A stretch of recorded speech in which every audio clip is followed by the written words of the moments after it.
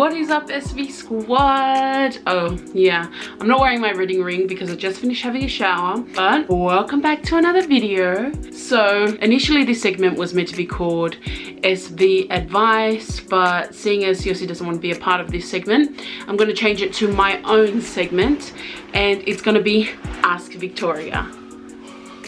What's up, SV squad? It's your boy Chochi. Long time no see in the vlog. So you're gonna be in it now. So I just want to do the intro and then Victoria, all yours. About 2 months ago, I know, pretty late, huh? I posted on my story that we were going to be starting this new segment, Ask Victoria or Ask Me. I don't know, which one sounds more catchy? Welcome to the first Ask Victoria segment. Now, this is just my honest advice. So from a sister to another sister or brother, this is my honest opinion. You don't need to, you can if you want. Seriously, Aussie? I'm wondering too. You're just gonna turn it into a joke. Okay, Siaosi, go watch in the aircon. Okay, sorry about that interruption, guys. So let's get back into it. Most of these are anonymous, and I'm gonna start with those funny ones first. This one is from __ more10. Says, my cousins keep mailing me for money from Samoa. I keep telling them wait until pay next week, then block them on Messenger. What should I really do? How cracker. That one was just a joke one, but what should you really do? I mean, just be honest with them. Like, money doesn't grow on trees, and people work hard for their money.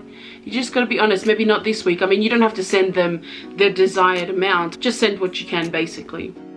And another jokey one, I think, is from Mary X ____. She said, how do you tell your parents you're dating someone from the islands, and what was their reaction? Well, I don't know what the difference is with telling your parents that you're dating someone from the islands and telling your parents you're dating someone, but I think my dad was pretty okay with it. I think my dad actually preferred me to date someone from the islands than someone here. I was previously in a relationship with a Samoan here in Australia. I feel that my dad was more comfortable with my choice of someone from the islands, Siaosi, because their upbringing is much different, which is why a lot of girls now see that and they love the real island boys. And how did I tell him? I remember sitting down, it was after like a year of dating Aussie. Well, I know my dad had feelings because I traveled to Samoa 2 times prior to telling my dad, and every time I was with my parents in Samoa. So like randomly at the airport, Siaosi would be there, and I would randomly be like, oh, I'm gonna go buy a drink, but really I was going to say goodbye to Siaosi.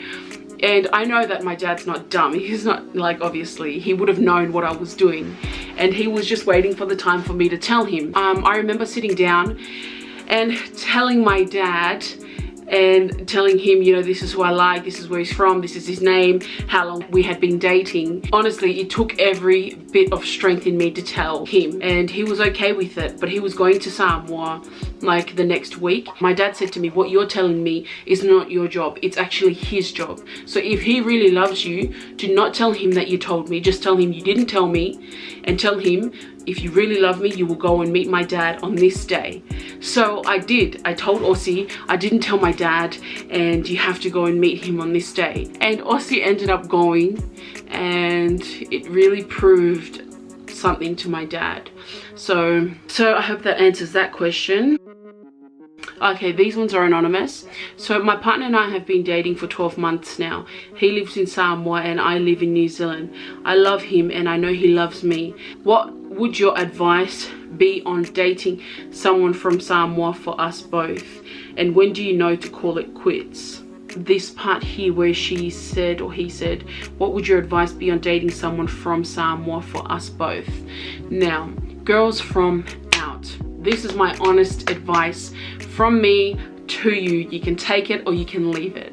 One thing to consider is, and a lot of girls don't actually know this, and it becomes a very big shock to them when they get into these relationships and realize, uh-oh, okay, this is definitely not what we signed up for. One thing that you really need to be aware of is when you marry someone from Samoa, girls, and boys, but mainly girls, because you hardly see it the other way around. But when you marry someone from Samoa, you need to understand that you are marrying into their family as well. For example, people who live out, we're fortunate enough to have government benefits, all these services that enable us to have a, not an easy flow, but like, you know what I mean? Like, we have money, basically. But whereas in Samoa, they do have access to jobs, but they may not be, their minimum wage is like $2 or something. Basically, what I'm trying to say in the most diplomatic way that I can is you'll be having to support their family as well. And that's one thing that you need to consider. And you can't be angry about it.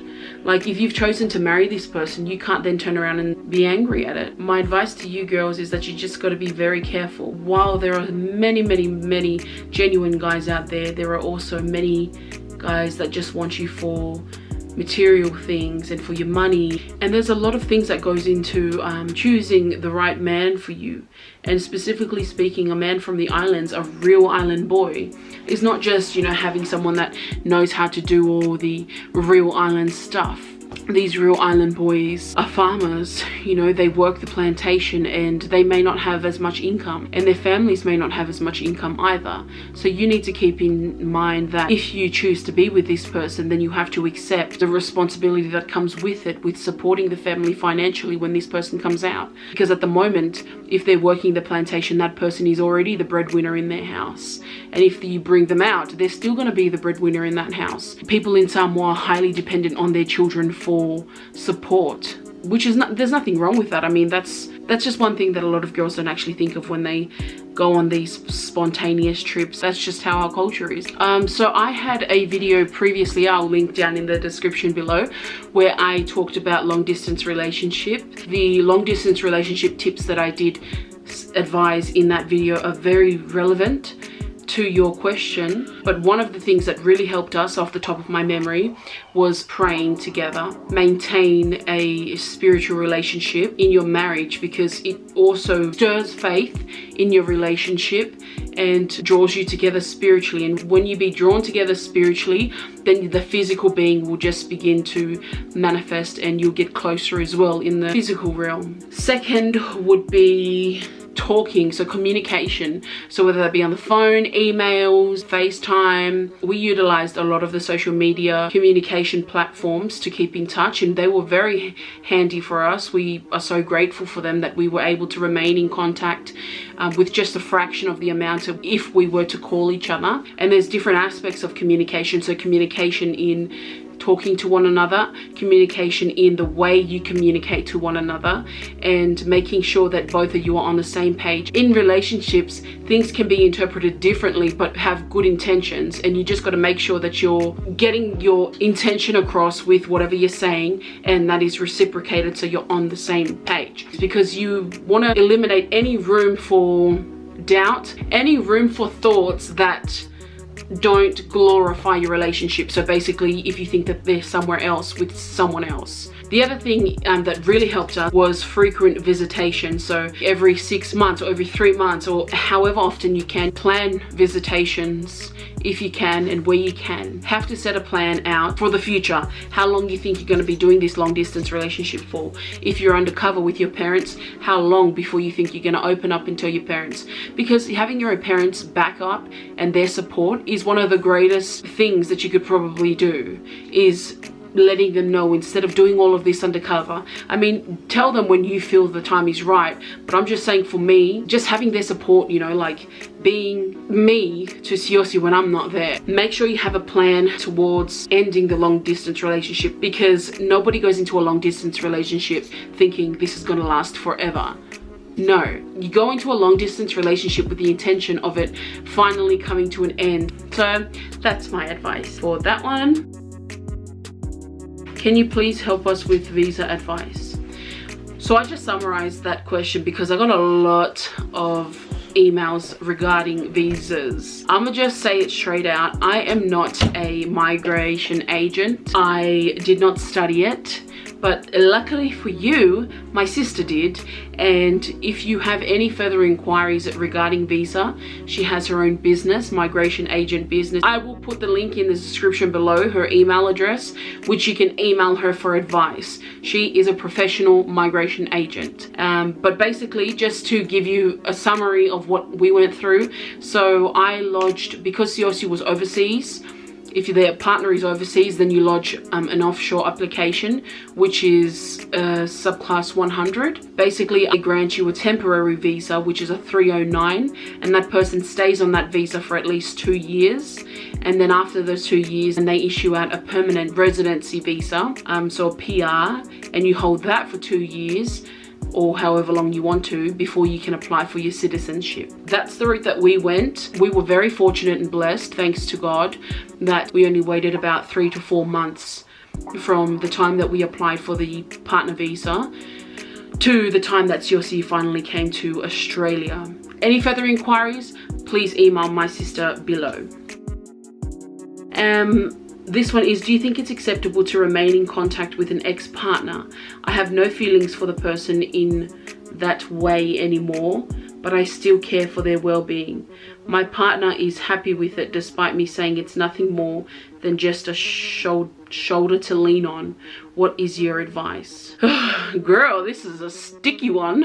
Okay, so just my personal opinion, because you've asked me, I don't think it's acceptable to remain in contact with an ex-partner, especially if your partner's not happy with it.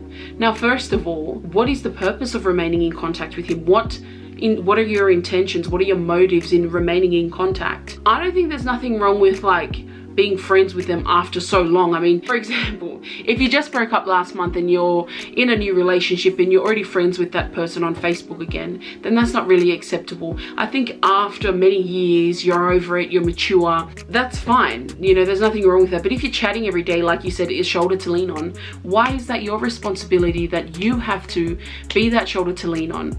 And I can assure you, this person knows exactly what they are doing to you and to your relationship. I'm sure that they would have brothers, sisters, a mum or dad, you know, boys that they can lean on.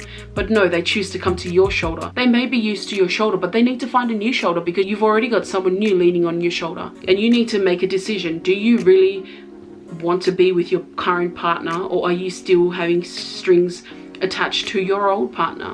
Because I think it's very unfair. I'm telling you one-on-one as a sister, that's why I'm saying it like this, but I don't think it's fair on your, you know, current partner that he has to go through that. If he's already expressed to you that he's not happy with it, then why would you continue to entertain that? You cut that off right then and there. If he says he's not happy, cut it off. Your ex knows exactly what he's doing. If he really needs a shoulder to lean on, then he would find a shoulder, but your shoulder is not the right shoulder. And if your partner is not happy with it, then I think it is in your best interest to consider that.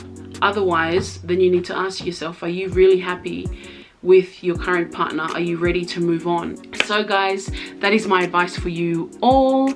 I'm so excited to launch this new segment. I don't know, I feel kind of weird because, like, you know, what advice can I give? But we all go through different things, different experiences. So this is just my honest, genuine advice for you, my sisters and my brothers out there. As I said earlier, if you have any other advice questions that you want to send through, email them to Siaosi in Victoria. If you like this video, then I hope you give us